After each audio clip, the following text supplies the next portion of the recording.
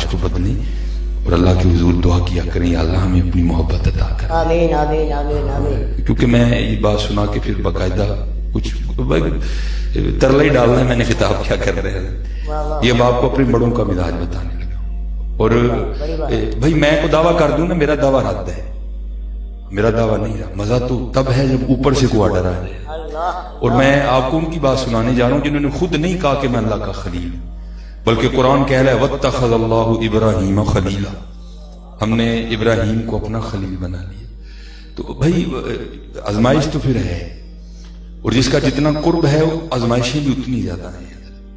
تو تفاسیر میں لکھا ہے کہ ایک دن نا فرشتوں نے اللہ کی بارگاہ میں عرض کی, اللہ یہ جو ابراہیم کی عبادت ہے نا یہ تجھ سے محبت ہے, یہ اس لیے ہے کہ تو نے ابراہیم علیہ السلام کو عطا بڑھا کر دیا. اور بس کچھ نے کہا ہے کہ یہ ضعیف ہے. بہرحال لکھا ہے کہ جو حضرت ابراہیم علیہ السلام کے, چلو میں پنجابی میں کہہ دیتا ہوں, جو ڈنگر تھے نا جو آپ کے مال مویشی تھے, ان کے گلوں میں جو پٹے تھے نا حضرت وہ سونے کے تھے, اور جو قلعے تھے نا وہ چاندی کے تھے. تفاسیر میں لکھا ہے اتنا اللہ نے اپنے خلیل کو عطا کر دیا. تو فرشتوں نے عرض کی اللہ یہ جو عبادت ہے نا یہ اس لیے ہے, اگر یہ نہ ہو تو پھر ابراہیم نہ تم سے اتنی محبت کرے. تو اللہ کا تو پتا تھا نا قلب خلیل کا کہ اگر یہ دھڑکتا ہے تو میری محبت میں دھڑکتا ہے. فرمایا پھر اس طرح کرو, جاؤ ٹیسٹ کر لو جا کے, ابراہیم کو ٹیسٹ کر لو جا کے.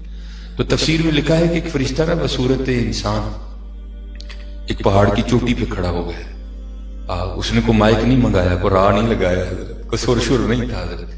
اس نے حضرت پکارا اللہ, وہ بس کہنا تھا, اور ابراہیم علیہ السلام کے کانوں میں پڑھنا تھا کہ آپ بے چین ہو گئے, اٹھے ہوئے کس نے میرے محبوب کا نام لیا.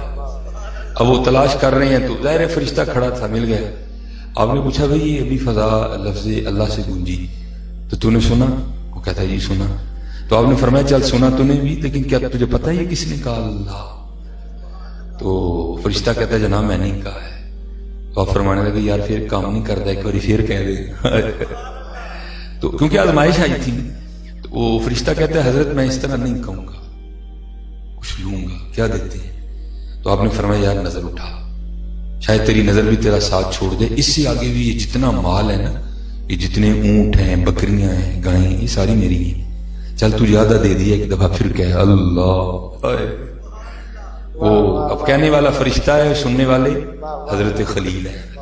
وہ فرشتے نے پھر کہا تو ہماری طرح تو نہیں تھے نا حضرت, اللہ معاف فرمائے, ہم تو اتنے گر گئے ہیں کہ اذان ہو رہی ہو نا, ہم تو ٹی وی کا والیوم بھی کم نہیں کرتے. اب تو حالات اتنے خراب ہو گئے کہ ہماری بیویاں سروں پہ دوپٹے بھی نہیں لیتی کہ اذان ہو رہی ہے. لیکن وہاں تو حضرت عاشق تھے نا, تو بے چینی بڑی. آپ نے فرمایا یار ایک بار پھر کہے. اس نے کہا جناب آدھا مال آپ نے دے دیا, آپ کیا دیں گے؟ فرمایا آدھا بھی دے دی, چل پھر کہے. فرشتے نے پھر کہا اللہ. تو وہ آیا محبت نے اور جوش مارا, فرمایا یار پھر کہے کوئی. وہ کہتا ہے حضرت آدھا مال آپ نے پہلے دے دیا, آدھا مال آپ نے بعد میں دے دیا, تو اب تو دینے کو بھی کچھ نہیں رہا, تو اب کیا دیں گے کہ میں نام لوں؟ آپ نے فرمایا اتنا مال ہے کیسے رکھوالی کرے گا, رکھوالی بھی کر دیا کروں گا, پھر کہے ایک بار.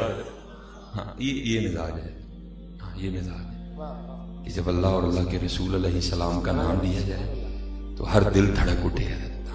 انما المؤمنون الذین اذا ذکر اللہ وجلت قلوبہم. اس لیے دھیان کیا کرو حضرت ان باتوں کا, اور اللہ ہم سب پہ رحم کرے. میں خطاب کیا کروں گا, میں تو خود ایک چھوٹا سا طالب علم ہوں, بس کو 2-4 باتیں آپ کے گوش گزار کروں گا اور دعا کروں گا شاید کہ ہمارے دل میں اتر جائے ہماری بات. میں بھی حضرت سیکھنے والا, میں کون سا اللہ معاف کرے کوئی ایسا معاملہ. بس ان بڑوں کی شفقتیں ہیں, شاہ صاحب ہیں, قبلہ پیر صاحب ہیں, کہ انہوں نے مہربانی کر دی. بس تو زیادہ نہیں میں آپ کا ٹائم لوں گا, تو لیکن میں مزاج بدلیں حضرت. دعا کریں یہی ہو, کہیں سے کان میں آواز پڑے محمد, بے چین ہو جائے حضرت, کسی کو بلانا نہ پڑے حضرت, بس نام سنیں اور بس بے چین ہو. اب تو حالات دیکھ دیکھ کے بھی دکھتا ہے یار, وہ کیا گئے, وہ بیچارہ پڑھ رہا تھا, میں آپ کو کیا بتاؤں, میں اسٹیج پہ بیٹھا کیسے جل رہا تھا یار, اتنے سونے کلام پڑھ رہا ہے, کوئی گل نہیں, بات ہی نہیں یار, پتہ نہیں کیا ہو گیا. بہرحال الحمدللہ رب العالمین والصلاة والسلام على سید الانبیاء والمتقین أما بعد فأعوذ بالله من الشيطان الرجيم بسم الله الرحمن الرحيم وقال الله تعالى في كلام المجيد وأما السائل فلا تنهر صدق الله العظيم وصدق رسوله النبي الكريم الأمين رب اشرح لي صدري ويسر لي أمري واحلل عقدة من لساني يفقهوا قولي مولاي صل وسلم دائما أبدا على حبيبك خير الخلق كلهم هو الحبيب الذي ترجى شفاعته لكل هول من الأهوال مقتهم فإن من جودك الدنيا وضرتها ومن علومك علم اللوح والقلم يا أكرم الخلق ما لي من نلوذ به سواك عند حلول الحادث العمم إن الله وملائكته يصلون على النبي يا أيها الذين آمنوا صلوا عليه وسلموا تسليما الصلاة والسلام عليك يا سيدي يا رسول الله وعلى آلك وأصحابك يا سيدي يا حبيب الله الصلاة والسلام عليك يا سيدي يا نبي الله وعلى آلك وأصحابك يا سيدي يا نور اللہ. یہ ایک بار پھر درود پڑھیں گے لیکن یہ جس طرح پڑھا نا اس طرح نہیں پڑھنا. دائیں نہیں دیکھنا بائیں نہیں دیکھنا اور یہ تصور رکھ کے پڑھنا ہے کہ میں جن پہ درود پڑھ رہا ہوں نا اگر میں انہیں نہیں دیکھ رہا وہ تو مجھے دیکھ ہی رہے ہیں نا. ہاں آپ نہیں دیکھ رہے حضرت لیکن وہ تو دیکھ رہے ہیں. اور اعلیٰ حضرت نے دونوں باتیں بتائیں آپ کو. پہلے میں کیا کہتے ہیں تو زندہ ہے واللہ تو زندہ ہے واللہ. ہاں دیکھ رہے ہیں تجھے بھائی وہ تو زندہ ہے واللہ تو زندہ ہے واللہ. پھر جو ہماری کمی تھی ہمیں بھی بتا دی. کیا کہتے ہیں میری چشم عالم سے چھپ جانے والے. بھائی چاند تو چڑھا ہے تجھے نہیں دکھائی دے رہا تو جا اپنی آنکھوں کا علاج کروا کہیں. چاند تو چڑھا ہے ہاں تو نہیں اگر دیکھ رہا لیکن یاد رکھو وہ تجھے دیکھ ہی رہے ہیں. ہاں وہ دیکھ رہے ہیں. علیحدہ بات ہے دیدہ ایک اور کو کیا نظر آئے کیا دیکھے. ہاں لیکن کم از کم اتنا یقین تو رکھو. اور کیونکہ حضرت ہم ماننے والے ہیں. اب دیکھنا یہ حضرت صاحب سامنے بیٹھے ہیں میں ان کو کہوں السلام علیکم ان کو السلام علیکم کہتے کہتے میں دیکھنا ادھر شروع کر دوں تو یہ کیا سوچیں گے یار اچھا آدمی ہے سلام مجھے کہہ رہا ہے دیکھ چھت کو رہا ہے تو بھائی آپ بھی تو حضور کو سلام کہہ رہے ہیں تو پھر توجہ ہی انہیں کی جانب میں رکھیے حضرت. پھر کیوں دیکھتے ہیں ادھر ادھر. یا تو اپنا عقیدہ بدل دیں کہ نہیں بھائی ہمارا نہیں عقیدہ ہے.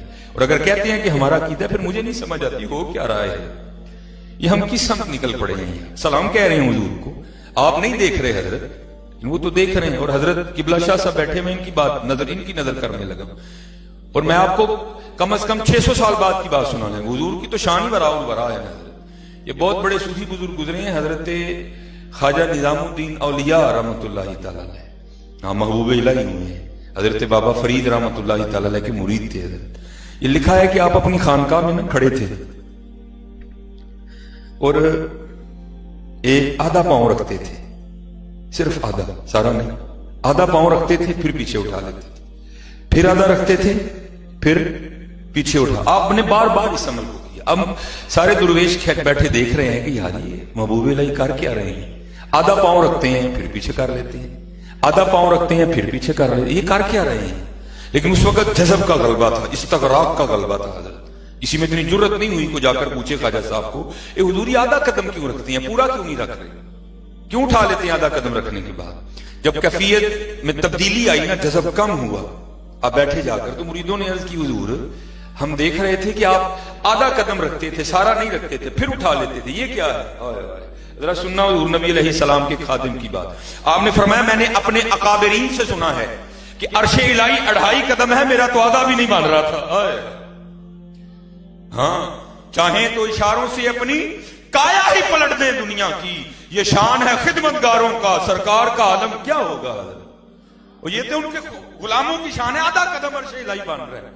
تو تصور کرے پھر حضور نبی علیہ السلام کا کیا عالم ہوگا. یقین پیدا کرو یار ٹوٹ رہے ہیں دن بدن ہم دن بدن پیچھے جاتے جا رہے ہیں. بھائی میرا عقیدہ ہے تو زندہ ہے واللہ تو زندہ ہے واللہ. میری چشم عالم سے چھپ جانے والے بھائی تیری چشم عالم سے وہ چھپے ہیں لیکن تو ان کی چشم عالم سے نہیں چھپا ہوا ہے. چلو میں آپ کو بات تھوڑی اور آسان کر کے بتا دیتا ہوں شاید کسی کی سمجھ میں آ جائے شاید کو پردہ اٹھ جائے شاید کو حجاب اٹھ جائے. حضرت میں آپ کو دور نہیں لے کے جا رہا میں آپ کو سیالکوٹ واپس لے کے جا رہا ہوں اپنے شہر میں. حضرت میرے سیالکوٹ میں اللہ کا شکر ہے ولیوں کی کمی نہیں ہے، ایک سے بڑھ کے ایک گزرا ہے، لیکن جن کا میں نے زمانہ پایا میں ان میں سے دو کی بات سناتا ہوں آپ کو۔ ایک تو وہ ہیں جن کو سب نے نہیں مانا، ہاں کچھ نے مانا کچھ نے نہیں مانا۔ ایک وہ ہیں جن کو سب نہیں مانا، جن کو سب نے مانا وہ ہے رومی عصر غزالی دوران آباد ملت حکیم عبدالحی رحمۃ اللہ تعالی علیہ۔ جن کو سب نے نہیں مانا، متضاد رہے، وہ کیا تھے؟ سائیں منا۔ اگر میں سائیں مننے کی سناتا ہوں پھر شاید کسی کا پردہ اٹھ جائے، اگر ان کے سائیں مننے کا یہ حال ہے تو پھر ان کا کیا عالم ہوگا۔ یہ میرے استاد ہیں جن سے میں نے ابتدائی کتب پڑھی ہیں، صرف نحو کی کچھ ابتدائی کتب۔ ایک دن بیٹھے نا درود پاک کے حوالے سے بات شروع ہو گئی، کہتے یار ایک دن اللہ نے مجھے ایسا مشاہدہ کروایا میرے سارے پردے اٹھ گئے۔ میں نے کہا حضور کیا ہوا؟ کہتے میں حکیم عبدالحی رحمۃ اللہ تعالی علیہ کی خدمت میں حاضر ہوا تو مجھے پوچھنے لگے مولوی جی ویلے ہی ہو کے کتے جانا ہے؟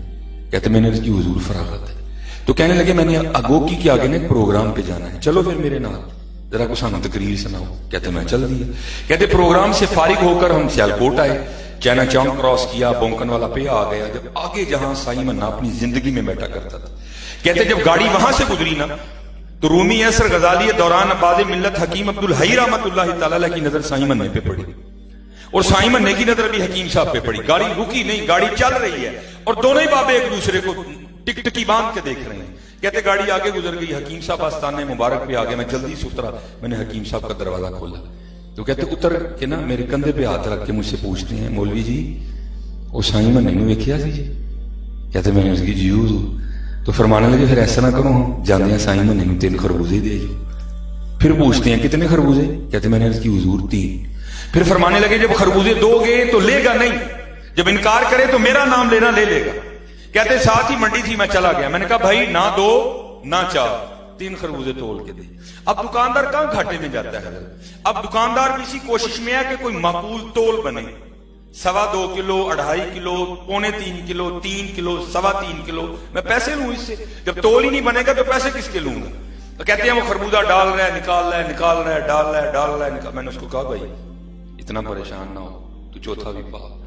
کہتے اس نے 4 خربوزے کیے، میں نے پیسے دیے، میں لے کے سائیں مننے کے پاس چلا گیا۔